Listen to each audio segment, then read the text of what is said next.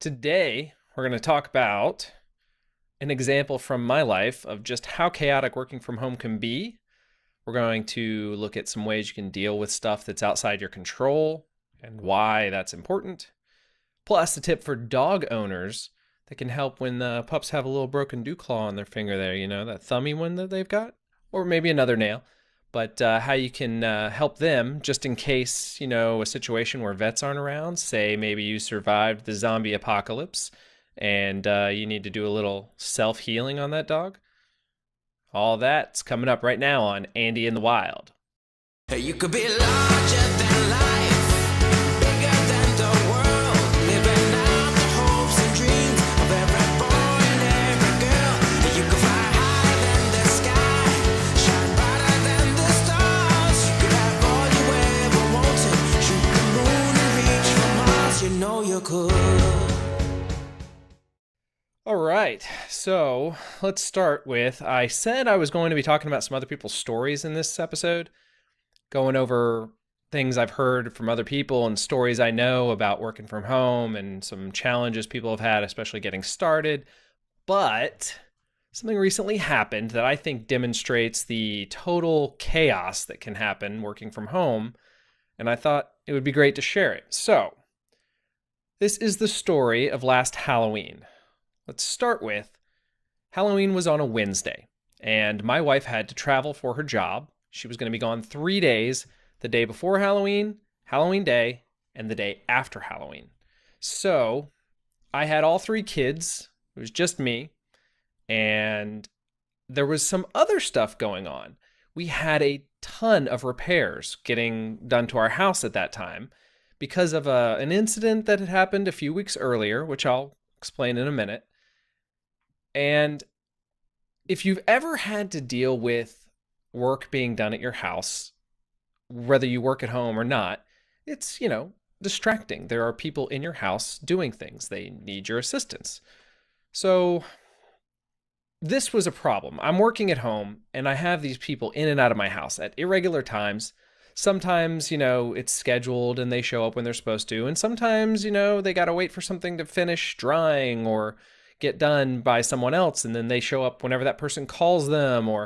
So there's a great deal of challenge in scheduling and planning your day under these situations, and I was dealing with that. I couldn't schedule anything because I didn't know when anything was going to happen, and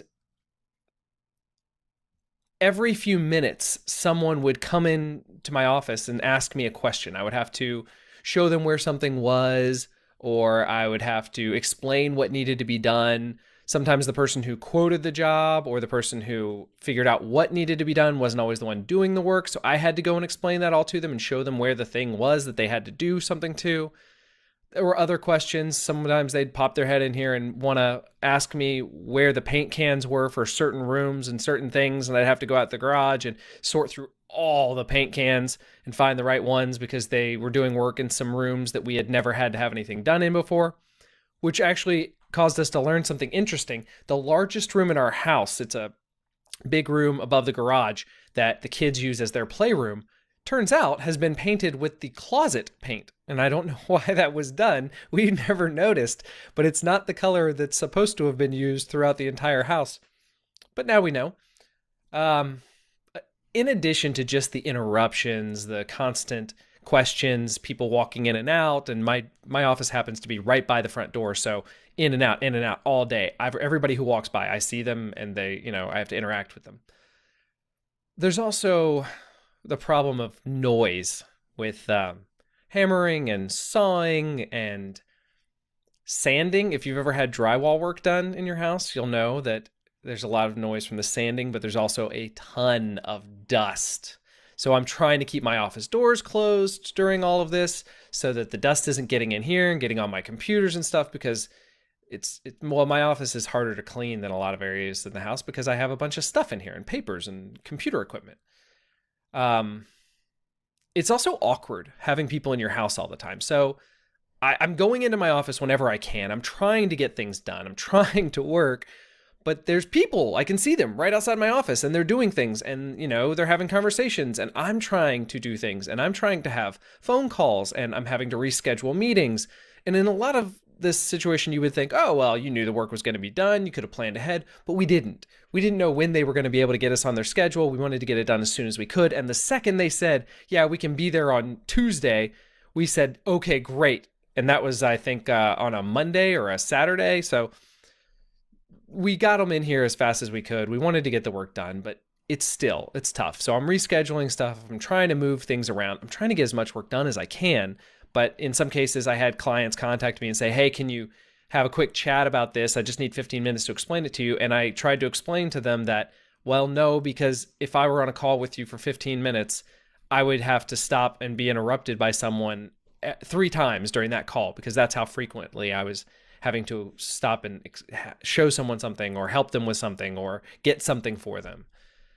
So not an easy situation. It was frustrating and it was a challenge. And then there's the side effects of all this that I didn't think about ahead of time. And really, I mean, these are not major issues, but they were just extra work I had to do in my house. So the main bulk of the work being done was related to our kitchen. And they had the entire area sealed off with big plastic sheeting, which was great because it helped contain some of the dust, none of the sound. But I couldn't get into my kitchen to do things like make coffee in the morning or make dinner for the kids or my own lunches, which is one of the great things about working from home. I'm going to talk about that in a future episode, that you can control your diet a lot better and make healthy food and enjoy it if you have the time to make your own food. And you don't have to plan ahead and cook, but I couldn't do that, which is my usual schedule. Just to get in the mornings to make my coffee, I cut a portal. I cut a slit through their plastic and I slid through it. And I went in there and then I cut another slit to get into one of the cabinets and I got out the stuff to make the coffee and I made my coffee. And then I had to go around and behind some plastic to get to the microwave because I use a French press. So I just heat my water up in the microwave and then I pour it into the French press. So I did that. And then when the microwave turned on, the air vent on it was blowing the plastic sheeting around, making it fly around, and dust started coming off of it, going everywhere. So I was like protecting my coffee and the French press from all the drywall dust getting into it. And then after I got done, I had to tape back closed all of my, cuts so that the work that was going to be done that day didn't cause the dust to just go everywhere, even for more than it already was. Also, the inability to make dinner for my kids. Like I said, my wife was out of town during 3 of these days over the course of this week and then a little bit of the next week when the work was being done. Well, that means I have to make extra time when I go pick them up from the bus to drive to a restaurant and, eat there. They thought it was a novelty, so they took lots of time and played and then come home. And on the days when my wife was home, I'd get her something also, but she was still at work during these hours. And this becomes my job now. Normally I can do other things to help make them dinner quickly and get them moving on their homework and things like that. But this was just extra stuff that it's already hard to squeeze in work hours for me the way that I have my day structured. So I have to make the most of the ones I get. All this stuff happening at the same time, my wife being out of town, being responsible for all 3 kids. So let me go back a little bit and explain why all this work was being done. I said that there was an incident. So here is what happened. On another night, when my wife was at a work event that one evening, my 3 children were home. I had fed them dinner. The youngest he's almost 2 at the time, and he was busy playing with Legos and watching, I think, something on TV, maybe Mickey Mouse Clubhouse or something like that. And he was occupied. And then my middle child, my daughter, who's 6, she was doing something on her own. She had finished her homework and she might have even been reading, but she was occupied doing something. And my oldest my 8-year-old daughter, she went upstairs to take a shower. So she goes up, and apparently while getting ready to take her shower, she had dropped something accidentally into the toilet and then got it out and wanted to clean it. So she put it in the sink and turned both faucets on full blast and then forgot about it and got in the shower. And then I hear a scream This is on the second floor, the bathroom she was using. I hear a scream. I'm in my I decided to sneak off since everyone was occupied and go into my office and try and get a little extra work done. The scream rings out, and I think, what's going on? I run out of my office, and that's when I hear water pouring out the ceiling in the kitchen. It's coming out of the light fixtures, it's streaming down the walls. There's almost a half inch of water on the floor that is like flooded up. It's been pouring down water for 10 minutes possibly. It was just an extreme amount of water. So I run upstairs and I start throwing towels down on the floor in the bathroom to soak up as much water as I can. I shut the sink off. I still have no idea why the sink's running. And anyway, the kitchen ceiling directly below that bathroom got completely flooded and had to be ripped out, and a bunch of walls and stuff also, and dried out. If you've ever had any water damage, you know that they bring in these huge fans and they run them with dehumidifiers, and they run them 24 hours a day for several days to dry everything out. And if they can't dry it out, they have to rip it out and replace it. Our floors survived, but the ceilings and a lot of the walls didn't. The cabinets survived. So that's why that was the great flood of 2018. That's why we had to have all this work done. Plus, we had a bunch of stuff as our house has gotten older that is just general repair stuff that we decided, well, these guys are going to be here. Let's see if they can do this other work too. So we got quotes for that stuff. So we decided to take the amount of work they were going to do and double it to have a bunch of other work done. And so I've got different crews for different work on all kinds of different stuff being done on our house, in and out all day long. At some points on some days, I had 3 different people from 3 different companies, or 3 different crews from 3 different companies in and out of the house all at the same time while on the phone trying to do a conference call. So it was chaotic. It was challenging. But back to Halloween week. They're in the house. They're doing all this stuff. My wife's traveling. I'm dealing with things like trying to get the kids' costumes ready because, of course, Halloween fell on a weekday, so they have school, and then they have to come home. And then my parents luckily offered to let us come to their neighborhood and trick or treat there. So it took a little bit of pressure off me to have to do everything. And that was just a little extra help because we could eat dinner with them that night and do some of that stuff. So we went over there. We did that. I had to find a bunch of parts of my son's costume that we had to put together to try. He wanted to be Mickey, or we tried to have him be Mickey Mouse or something, but we didn't really have a costume. I didn't know where all the things were that my wife was planning on him wearing. So, I was digging through that stuff. So I, ended my workday even earlier that day, got it all together, picked them up, took them over there. But the workday involved me dealing with the work crews and all that stuff. I don't know if I got any work done, any real work done. So, I'm going it alone. I got all 3 kids. I'm doing all this. Chaos reigns. And the day after my wife gets back, 2 days after Halloween, I'm supposed to be traveling. So it's not like I'm picking up an extra work day or anything like that. It's like I hand off all the chaos to her and then I'm outie. So there's the additional work there of getting ready for traveling and just all of that. The important thing to know about all this is this didn't just happen to me. This happens to lots of people. If you work at home, you're the one responsible for taking care of when people have to get in and out of the house and people show up and all that kind of stuff, all the appointments. Now, if you work in an office and you're the office manager or something, yeah, you have to do that stuff too. Or if you don't have an office manager as a small business, sure, you have to do that stuff, but you're not the only person there. You can ask other people to help out with stuff. I mean, hopefully, if you're working at an office and you have coworkers, you can get a little assistance. If you're working at home and your spouse works, you're the only one. You're here. You have to deal with this stuff, in my case at least. So this can happen to you, and I would suggest being prepared for chaos. There's some things you can do to help with it, and I'll get to that in a minute. So just know anyone can have this happen. Now, as far as dealing with the stuff that's outside your control, because I mean, once this had happened, I could not have prevented us from having to have the work done. We had to get the ceiling fixed. We had to have the water damage dried out. We had to deal with all of that. It's hard for people that are, they like to be in control. They like to schedule things and know what's going to happen, when it's going to happen. When these sort of things happen, that's really tough on those people. It stresses them out. It stresses out everybody, but it's outside your control. So don't let it overwhelm you.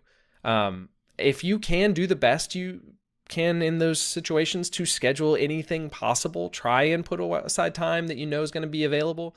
but you're going to have to deal with it as much as possible just by rolling with it. I would say remind yourself that this is temporary and you'll get back to a normal schedule shortly. And I mean, some people do things to de-stress, like they'll meditate or take walks. Sometimes just yelling at someone, helping you to vent, warn them ahead of time. Tell someone what's going on and vent a little bit. That can help too. I talk to my wife about a lot of stuff when I'm frustrated, and just telling her about it helps me to feel better sometimes, or get it off my chest that it's frustrating. I even have a thing with my support person who does all of my support for my products that I sell in one of my businesses. That he and I have a thing where when a customer really says something that we just want to tell them that they're just being unreasonable and it's out of control and we want to go off on them, we write up what we want to say to the customer and then we send it to each other. So he'll go on Slack and he'll post what he wants to say to the customer to me, and I'll do the same thing. And once you've said it, it works fantastic. You don't feel like you have to say it to the customer anymore because you've gotten past it. So that might help in these situations where you're stressed out because you can't get anything done. Go tell somebody about how much you can't get done. Maybe that'll help. Don't waste the time you do get either. When you're in this scenario, you really start to see how valuable your time is. This is stuff that you've probably heard before. I know we all know that time is something you can't get back, but sometimes we need to hear it again, and reminding ourselves that we need to be focused and efficient and use the time we get. That's something everybody needs to hear once in a while. Another thing is, if you have to, put in those extra hours in the early morning or work late at night or on a Saturday. If you have to get up a little bit earlier, just getting in a few extra hours when you do have quiet time during something like this, when you're dealing with a situation that's out of your control, you're going to feel a little bit of relief just by knowing you got in that extra time, even if you're a little extra tired. But I mean, in some situations like this, I know I had some extra adrenaline going because there's people in and out of my house. I'm dealing with a situation. I've got the kids by myself. My wife's out of town. I mean, I'm the only one who can do anything at this point and get it all done. So yeah, you got a little extra adrenaline going because you're stressed and you're trying to push through it. So use that. Get in those little bits of extra hours you can where you can.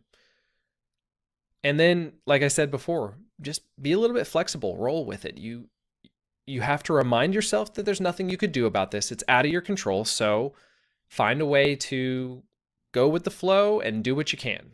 But getting frustrated and overly stressed isn't going to make it any better. And here's something else. The idea that chaos reigns and chaos happens sometimes, if you find that you are in a situation constantly where your schedule is out of your control, and I don't mean to this level of extreme, but to the point where from one day to the next, there is zero consistency. From the same day, 1 week to that day, the next week, there's no consistency. Your schedule varies by day, by week, by month. There is zero consistency. I had that happening for me recently, actually. Just last year in the fall, I had some situations where what I realized was no 2 days were ever the same. It became impossible for me to truly schedule anything because there would be not just inconsistencies, but something would always come up or happen. A kid would get sick at school. I'd have to go pick them up.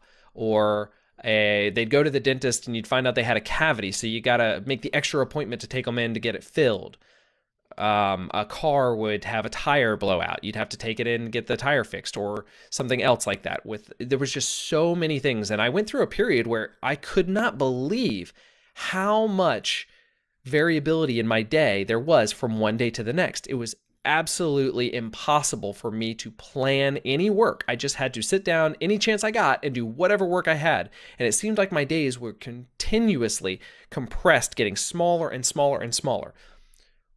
It made me sit down and look closely at my schedule and realize that I was allowing the chaos to happen. I was actually able to sit with other people that were involved in my life and tell them about the situations I was dealing with and how many of them there were and how often they were happening. and working with those people and trying to make a few adjustments, not a lot, just a few adjustments to my schedule, and them helping out a little bit more in certain places, just bringing in a little bit of change here and there, I was able to free up a big block of my day in the middle of the day where I almost never get interrupted now. And the work that was needed to do that was just a little bit of getting some other people to help out a little bit, making sure they were aware of everything that was happening. A lot of times people don't know. And just through those little changes, I made a huge difference in the amount of work time I had. So if you find you're in a constant state of chaos, you need to look at what's causing it. You need to talk to the other people in your life and find out how they can help you to make that different. And now I actually have a great deal of time. I'm able to get a lot more work done. I'm able to plan not just my day, but I'm able to plan my weeks and my months in advance, which is coming from a point where you didn't have that, amazing. Productivity has gone way up. So now we have the background on my chaotic week from hell, plus the week after, and the Halloween situation, my wife traveling, all of that, how chaos took over. Now I'm going to tell you a short story about how when the chaos continued into the next week, it never ends. So, like I said before, the things you can't control tend to always happen. The next week, there was still a little bit of work being done on the house. Not a lot. We'd gotten some of our kitchen back, so I could do things like I could, make coffee in the morning and cook dinner for the kids. But we still had people in and out of the house working on certain things. There was a painting crew coming. And then one morning, after my wife had already left for work, that morning, early in the morning, they had announced that school was going to be delayed because of a weather delay. So I had all three kids at home. And it was on a morning when I have a regularly scheduled 7:30 conference call that I have to be on. So I've got my 3-year-old, my 6-year-old, and my 8-year-old. Or sorry, my almost 2-year-old, my 6-year-old, and my 8-year-old. We are at home. I'm on my conference call. I know the doorbell's going to ring any minute because I'm expecting a painting crew to show up. Luckily, the way this call works is I can usually just mute the call, and I can get through most of it and then just unmute it when it's my part. But I also usually have an almost empty house, and I'm not expecting anyone to show up. In this case, I have all three kids versus where I would normally just have my almost 2-year-old, but he'll sit down and he'll either watch a show or play with Legos, entertain himself. He usually gets through it pretty fine and doesn't make a lot of noise. The other thing is we have 3 dogs. 2 of them are older. One of them's a puppy. We had just gotten him. He was a few months old, and he antagonizes the crap out of my daughters, the 2 older children. Now, my son doesn't care. He's the only one not afraid of this dog. He just pushes him around and tells him what to do. But my daughters are terrified of him, so they are constantly screaming at him, yelling at him, because he plays like a puppy. He uses his mouth, and that scares them and freaks them out. And so I'm dealing with that, the noise level, the kids interrupting me constantly, trying to ask me something or want something or need something. My wife's at work. The person who watches my son during the day doesn't even get to our house until later in the morning, so she usually gets there after 8. So I deal with that first 30 minutes of the conference call without any support. And I've got it muted, but I'm dealing with what I can, where I can, but my mind is not focused. I cannot focus on my work on the call like I need to because of all the things going on that I'm thinking about. And that's when I look up and I see my oldest daughter about to turn on the stove, and I go into an involuntary dad reaction and scream out, "Stop, don't turn on the stove!" And this, of course, was during my portion of the call where I was talking. And everybody else on the call thought this was hilarious that I was having to yell at a child not to turn on a stove. I didn't think it was funny. And I look over and she's got the eggs, a bowl, a whisk, salt, pepper, milk, all out on the counter. She was going to try and make everybody scrambled eggs before they had to go to school, which was sweet. But the problem I'm trying to explain here is that I had just finished the chaos week, right? I was supposed to be getting back on schedule now. And all of a sudden, school gets delayed. My entire morning is disrupted. I can't have even, the hour and a half, 2 hours that I need for my conference call to really pay attention and listen to what's happening and talk, because something that occurred that I could not have helped, I could not have changed the weather, was happening. So I just kind of had to go with it. Now, everybody on the call thought it was funny. I didn't think it was funny. My daughter was trying to do something nice, but I couldn't give my attention to my call like I needed to. And this is the stuff that just happens. So deal with it however you can, get through it, and prepare as best you can. This was not something that all of my scheduling and working around could have anticipated. One contingency thing I guess I could put in place is maybe see if there's someone that I can take my kids over to if there's a delay in the morning or things like that. But it's so unusual for that to happen, for there to be a weather delay like this for us, that we don't plan for that sort of situation. And in that case, I end up, yelling at a kid to not turn on a stove in the middle of my presentation. Anyway, that is the story of the Great Flood of 2018 and the Halloween week from hell. Man, that was rough. So now you know why I didn't talk about the stuff I was going to talk about in this episode. That is what working from home can be like. And that is why it is so hard. And it's so important to focus when we can focus.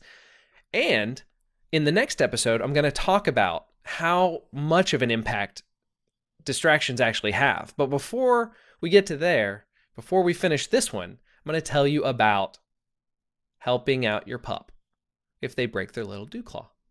So I've got a dog it's our oldest dog that constantly breaks the nail where her dew claw is. And when that nail breaks off, we don't even know how she does it. The nerve is exposed and it's really painful. The first time it happened was a couple days before we had a vet appointment. So I took her with me to the vet and I showed them the nail, and she wouldn't stop licking her arm. It's really painful. They're licking and they're licking and they're licking to soothe it, and she had licked the hair off her arm, and I was just asking, what can we do about this? So the vet's suggestion was to put her under sedation, cut off the entire thumb joint there, cauterize it, and then it would never grow back again. And I thought that was an interesting suggestion, but I did not want to do that. This was an older dog, and I didn't want her put under sedation because the chances of her not waking up increase a lot as she gets older. So what I did was I came home and I got a bottle of super glue, and I applied a bunch of drops of super glue to the nerve, and it doesn't hurt them. They don't feel the drip of the super glue really, onto it. And then I took a little spray bottle that had water in it, and I just sprayed it a few times. What that does is it creates an artificial nail over that nerve. The reason it does it is because, super glue was designed originally to bond human skin, so they could use it in emergency rooms, things like that. It actually bonds human skin instantly. You have to get the right kind. It says CA plus on it. You'll be able to tell that. Also, let me just tell you that I'm just telling you what I did. You should absolutely never, ever, ever do this, and you should talk to your vet and do whatever they tell you to do. But if the zombie apocalypse happened and you're living in a post-apocalyptic world, and there's not a vet you can go to, a bottle of super glue might save your pup a lot of pain and anguish. So when you get that super glue that has the CA plus on it, it'll say it on the back usually. That's the kind that's designed to bond human skin. And you just put it on there. The reason you spray it with the water bottle is because super glue actually bonds because of the water. If you were to put super glue on both your hands and then press them together, they would instantly stick together. And that's because of the water in your skin. When you put glue on something and you blow on it, super glue, the moisture in your breath is actually what makes it harden faster. So you spray it with that water bottle and it instantly hardens into a artificial nail. It also keeps you from having to wait for it to dry if the dog is impatient and walk around and lick it and get like their tongue stuck to it or something else like that I didn't want to deal with. So you just spray it with that and it makes an artificial nail. In other situations, because she's broken it half a dozen times since then, I have fixed it a bunch of times this way. Sometimes the nail doesn't break all the way off and you can just sort of bend it back over the nerve and then glue the nail back in place, and it'll eventually grow out and the new nail will come in and everything will be normal. Sometimes that nerve is getting poked by the broken nail that's not all the way off, and you have to just clip that last part that didn't break off. Not the nerve, just the nail, the part of the nail that's still hanging on. And then you can super glue the whole thing. But this is how I avoided having to put my dog under sedation that she may have never woken up from because of her age and pay $300 for a broken nail on a dog. But you should never do this. However, in this situation, the unlikely one of a zombie apocalypse, you may have cause for something like this. You may have a need, and now you know about it. So anyway, that's my little tip for today. Like I mentioned before, let's see. Next episode, we're going to talk about how to avoid all household chores, something I truly believe every man should do. I'm just kidding. We're going to talk about how you avoid, or we're going to talk about first the negative impacts of distractions. And I think you'll be surprised because they have a much greater effect on you than most people realize. If I had to give an example, it would be every time that you stop working on something, you're distracted by something, it takes a long time to get refocused. And we don't really recognize how long that is. But we've talked before about establishing boundaries and things like that. We'll talk about that a little bit too, because it's important as a segue into how you avoid distractions, working with the people that are in your house or around you that can cause them, and also why distractions at home have a little bit greater impact on us than distractions at work. There's actually a interesting reason for that. So we'll get to that next week. And until then, please remember to rate, like, and follow. You can find me on Twitter and Facebook at Andy in the Wild, where I say things and sometimes I don't say things. You can, tweet me there and send me questions. Or if you're watching this and not listening to it and there's a comment section down below, you could type in stuff there and I'll see it. Or you could ask me questions. Also, if you happen to be listening to this and there's a place that you could rate it, such as iTunes, if you love the show, we do like those 5-star reviews and ratings. And if you don't like the show, don't put yourself out. No big deal. If you want to ask me questions, use those comment areas, send me your tweets and mention me or whatever you want to do, DM me, and I will do my best to answer questions or talk about things on the show that you want to hear about. All right. Thanks a lot, and we'll see you next time.